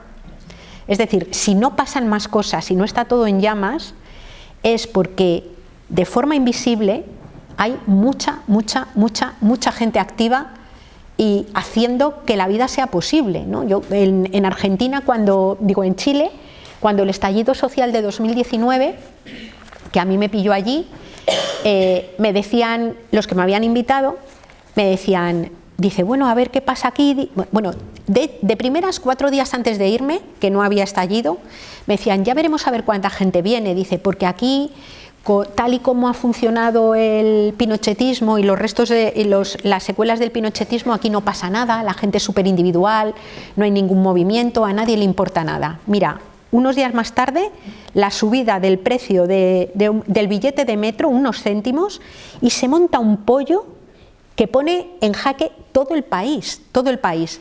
El segundo relato era, bueno, a ver qué pasa, porque aquí que no hay organización, que todo el mundo es tan individualista, lo que va a pasar es que esto va a caer en un estado fallido. Bueno, pues lo que sucedió es que en 15 días había asambleas organizadas en todos los barrios, en todos los pueblos, en los bloques de vecinos. Y cuando mirabas decías, ¿si esto que ha salido ha brotado así de repente?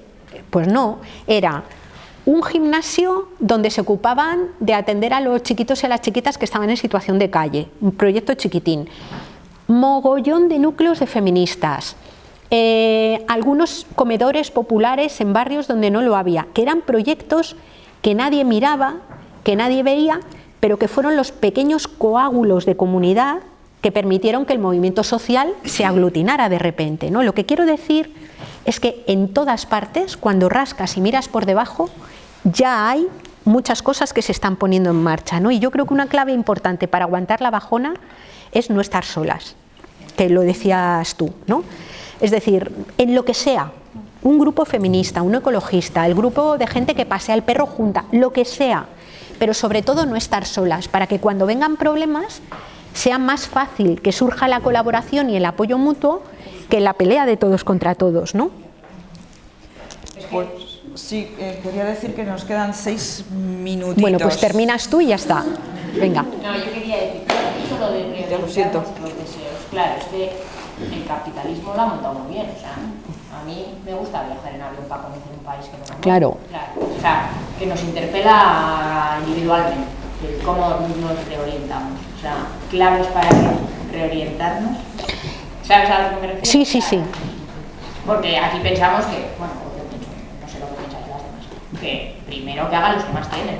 Yo todavía puedo disfrutar de mi clase media. Que primero que Elon Musk, en vez de pensar en la luna, que piense en... O sea, como que empiecen otros, ¿no? Que empiecen otros. Echamos balones fuera.